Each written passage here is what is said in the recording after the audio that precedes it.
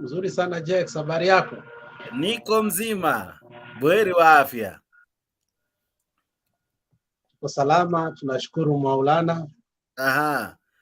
Tulimaliza Idi vizuri, niliongea na marafiki zangu Waislamu. Okay. Wakanielezea Idi ni nini, na nilifurahia kukuwa na hii holiday ya Idi. Sasa habari yako pia wewe, msimamo habari yako? Mimi niko salama kabisa. Ya siku ya leo ni siku ambayo ina furaha lakini na huzuni pia. Okay. And why is that? Yeah, kwa sababu wale ambao wanatamka hii sheria ni wale ambao ni maadui zetu, kwa sababu walikataa kuangalia mbali wakati walimwapisha mtu ambaye akushinda kura. Lakini sasa sijui ni kama wanatucheza kichwa, wanatucheza akili, ama sisi ndio tuko na uzito wa ubongo ama tuko na ubongo mzito. Labda msimamo atusaidie. Kuna tofauti ya kuwa na ubongo mzito na kuwa na ubongo uzito wa ubongo. Because unapoangalia katika the ruling of today, nilisikiza tangu mwanzo hadi mwisho. Na nilimtaka Mburu akue hapa kwa sababu huyu Kanyi Kimondo anaongea kama Mburu. Sijui kama ni relative ya Mburu. Huyu jamaa sauti yake ni kama Mburu. Natafuta Mburu baadaye kwa show. Yeah, alikuwa anaongea kama Mburu. Lakini I think ukimwangalia vizuri na ukimsikiza katika his previous rulings which I had to go Google, yeye ndiye alisema, mtu anaitwa Alfred Keter wakati alikuwa anashtua watu katika ile Weybridge. He has to answer about it. And many other rulings. It's like the lady, and I'm sorry to use because nimesahau jina yake, mnaweza nisaidia. There's this lady that used to be in Nairobi. And I'm sorry to use the name that she was albino, but she had very good rulings. Mpaka akatolewa Nairobi akapelekwa sijui ni Kiambu ama Justice Mumbi. Yes. So ukimwangalia Justice Kanyi Kimondo is not that type of justice judge ambaye anafanyiwa mchezo. His rulings are very particular. He follows the law. Na kesi inapopelekwa kwake na ukijua ni yeye anaenda kurule, expect a thorough rule of the law. And I like what he said. The punchline of this, and this is what most of the learned friends are talking about. He said, the CAS are equivalent to the assistant minister. Okay. A position that was scrapped after the Kenya adopted the 2010 constitution. The CAS ni kama assistant minister. Watu wengi hawajui hivyo. CAS is an assistant minister. So we scrapped off that position in the 2010 constitution. Then he asked the question in the 3 bench. He said, I don't know how 50 CAS are deputizing 22 ministers. Okay.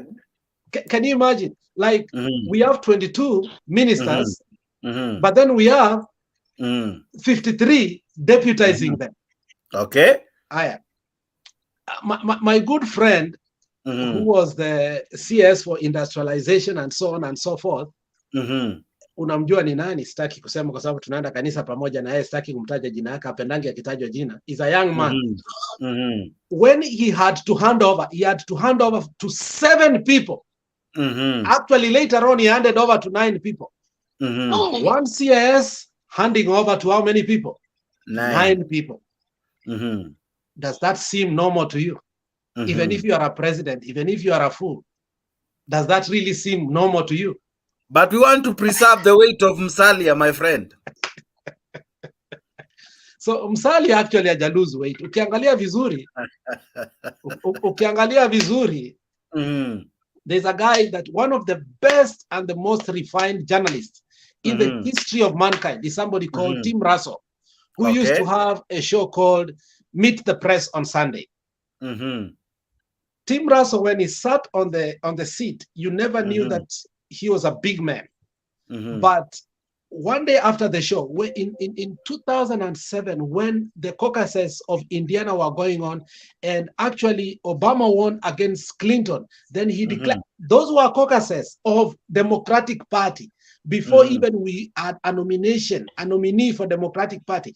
Once Obama won that seat, he said, here come the next president of the Republic of America. And 2 days later, he died.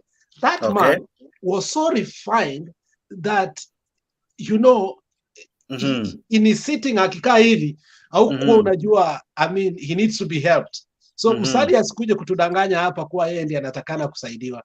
Musalia ako na shida zake, na shida zake tunajua zilianzia Nakuru. Hatutaki kuzitaja hapa. So na unazijua ni gani.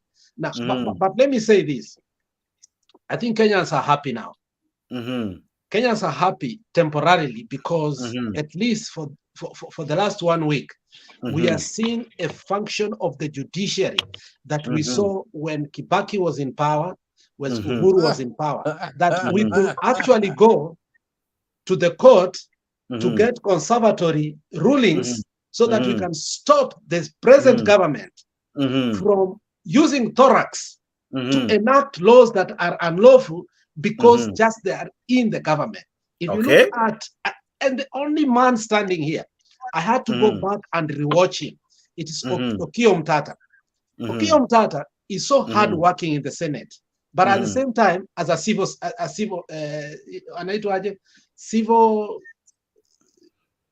watu wenye wanatutetea wanaitwaje? I mean, I'm losing it. But if you look at it, he case ndiye aliweka activist. He case ndiye aliweka to stop also the Finance Act of 2023. Yeye ndiye ameiweka. When you listen to the man, he's so sober. I mean, his celebration is to the people of the Republic of Kenya. Okay. And you ask yourself, where is Okomo Mgeni? Who is my senator? Where are other senators who are lawyers? Leave alone the ones like, you know, the senator. I don't even know what the senator of Machakos is doing, because they chose not even a class 8 dropout. They chose a class 7 dropout to be a senator. So when we are, you know, conducting these things, we look at senators who actually can really tetea, you know, maisha yetu. But, you know, this is not the function even of the senators, because when Duale was the majority leader, he refused to actually commend and even recognize the Senate as the upper house. As we sit today, the Senate is just as useless as you and me, if you don't know. Okay. So, but when you look at what Omtatah is doing, he's going after, he's using his seat very well, he's going after these people, and he's telling us that this cannot be done. Okay. During the last regime, you remember Matiang'i was so pissed off at one time. He said, there is one man in this country, whenever he goes to court, he gets all the conservatory rulings that he wants to get into. It's not like Omtatah gets them free. Omtatah does his homework. Okay? He knows where things have been done wrong. He's not political. Remember, he's a senator for Busia, and he's an independent senator. He is not Azimio. He is not Kenya Kwanza. He's an independent senator. Okay? But as a lone ranger, he has been able 2 times to stop Ruto, where even Baba has not been able to stop Ruto. Beautiful. Okay. Kanyangia hapo kidogo, Alex, I'll be coming to you because leo niko na udaku kibao. I disagree completely. No, Jakes, let's continue. Jakes, I have a question.